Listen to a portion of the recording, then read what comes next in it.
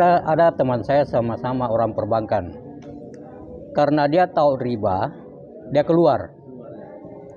Dua-dua orang perbankan. Satu istrinya perbankan, satu pegawai. Dia keluar dua-duanya. Dia keluar dua-duanya. Sebelum saya ini, karena saya sudah tahu, begitu dia keluar, akhirnya dua-duanya gila. Dia gila karena dia tidak tahu di mana mau menghasilkan uang untuk menghidupi keluarganya.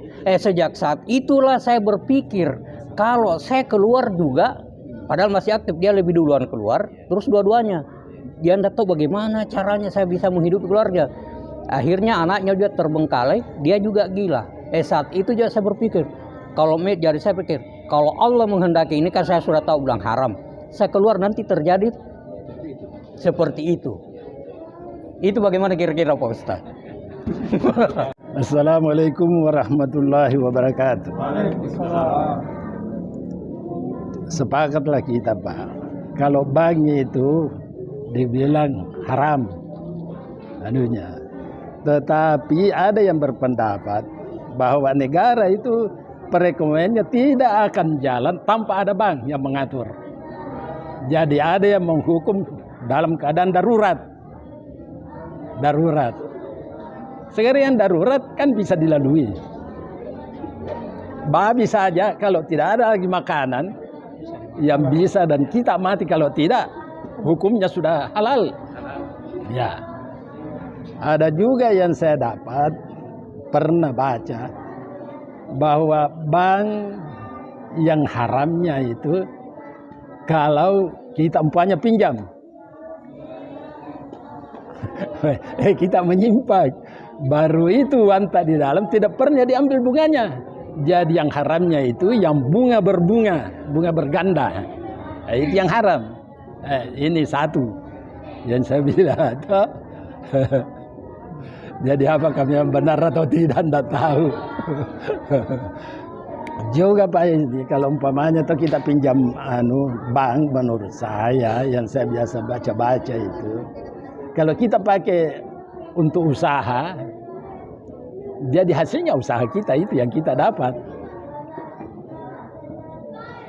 Usaha kita, satu saja contoh Pak, umpamanya kita pedagang, datang ke pasar, kita mau beli umpamanya satu trek itu barang, kita sudah putuskan berapa harganya ini itu. Terus itu barang belum kita usahakan, tidak ada keringat yang masuk, terus ada yang datang. Berapa ini? Wah, ini sudah beli. Jadi kita terus jual itu barang, belum ada usaha, katanya haram. Haram itu. Karena belum ada kita punya usaha di dalam, artinya keringat terus kita sudah mendapat untung. Jadi itu juga haram itu.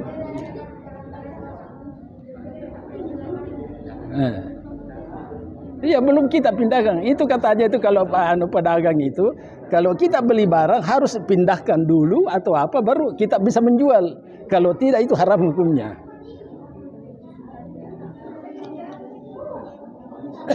Bismillahirrahmanirrahim. Assalamualaikum warahmatullahi wabarakatuh. Waalaikumsalam. Alhamdulillah, syukurillah. Alhamdulillah dari permasalahan yang diangkat ini malam ternyata sudah hampir semua terjawab. Karena kita sudah saling memahami bahwa yang haram itu jelas dan yang jual beli itu sudah jelas. Cuman setelah saya dengar tadi Pak Haji Mansur, ada pernah kasus dulu, tapi saya tidak sebut namanya. Ini pedagang waktu itu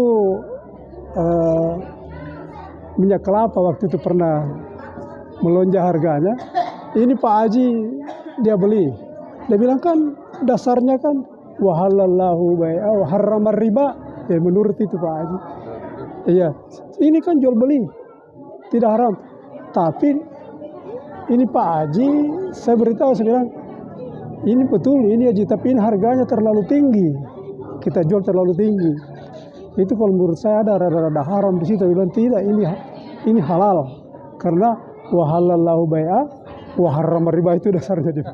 Itu sampai sekarang itu belum terjawab, Pak. Tapi saya dengar tadi kalau beli barang harus dipindahkan dulu.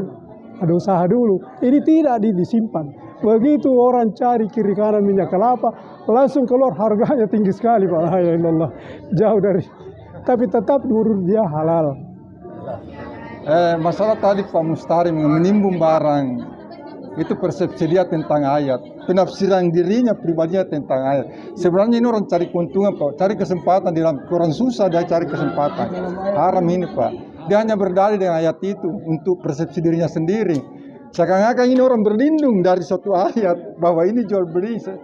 Padahal niatnya ini, Pak, orang cari keuntungan lebih, lari dari niatnya. Ada banyak orang begitu, Pak. Menurut dia ada halal, tapi sebenarnya di sini dalam hal ini tentang sebenarnya bukan masalah adanya korban tidak korbannya, sebenarnya masalah ketaatan di sini dalam memahami suatu syariat agama itu sendiri. Kalau dikatakan ya riba, katanya jadi ketaatan kita saja tentang itu, tentang hal ini. Kalau bisa diputuskan jangan berdalih bahwa itu kan sudah jelas penjelasannya tentang yang mana riba, yang mana bukan riba, yang mana transaksi jual beli yang bukan, itu kan sudah jelas dijelaskan oleh para ulama, para ahli-ahli semuanya di sini yang bersangkutan. Ya, terima kasih. Kita sudah mendengarkan pendapat dari teman-teman. Jadi sebagaimana disampaikan oleh moderator bahwa kita bukan ahli agama dan juga bukan ahli perbankan. Jadi setidak-tidaknya kita hanya mendengarkan pendapat seperti ini untuk sampai kepada kesimpulan, karena ahli saja berbeda, yang bukan ahli juga berbeda. Ya. Jadi setidak-tidaknya kita mendapat pemikiran dan berkesimpulan untuk diri kita. Saya mau menanggapi tentang tadi itu gaji yang dia dapatkan. Dia kerja, jadi dia mendapatkan imbalan dari kerjanya dia. Ya. Jadi saya tidak berani mengatakan itu haram, karena dia kerja dan dia mendapatkan imbalan dari kerjaan. Ada sebenarnya itu macam-macam. Prinsip perbedaan antara bank syariah Islam dengan bank konvensional adalah ada sistem bagi hasil. Artinya dari bisnis. Jadi wajar dia mendapatkan imbalan dari satu bisnis. Bank konvensional juga begitu. Ada juga bisnisnya. Ada investasinya. Dari investasi modal itu dia dapatkan itu. Jadi kalau dia kerja di suatu bank, lantas gaji, itulah gaji dari bank. Ya, bukan semata dari bunga, tapi ada investasi, ada usaha. Ya, begitu. Nah, tentang tetap kerja juga itu adalah pilihan, tapi dipikirkan mudaratnya. Itu contoh tadi kasus itu, mudaratnya lebih besar daripada itu. Dari mudaratnya tuh tadi itu. Ya, tapi alhamdulillah sekarang kan dia sudah pensiun, ya, selesai. Jadi sekarang kesempatan bertobat, ya. Kalau bertobat kan dihapuskan yang lain itu. Nah, itu. Ya, jadi satu pengalaman. Dan kita ini, saya ASN, pegawai negeri, tidak bisa melepaskan dia dari bank. Orang-orang pegawai negeri tidak bisa, karena itu gajinya dari bank. Jadi, nah, yang paling bagus tadi itu, kalau memang demikian, darurat. Nah, sejauh mana tingkat daruratnya, itu menjadi persoalan. Ya, jadi ada yang menganggapnya bahwa itu suatu darurat. Ya, ya, jadi, nah ada juga mengklasifikasi, Pak. Ada bank nasional, bank negara, ada yang bank swasta. Kalau bank swasta itu adalah milik swasta, milik pemodal. Kalau bank negara milik negara, keluarga kita. Nah itu. Jadi ada yang membolehkan itu kalau bank pemerintah, karena itu adalah kita punya rumah tangga besar, uang kita juga di situ. Nah, tapi yang bank konvensional juga tentu punya juga argumentasi tentang itu. Ya, karena dia juga berbisnis. Ada modal yang dimanfaatkan untuk kerja. Jadi untuk saat ini kita hati-hati saja. Kalau ada kemampuan tidak usah minjam di bank. Ya, buka usaha saja untuk kemaslahatan.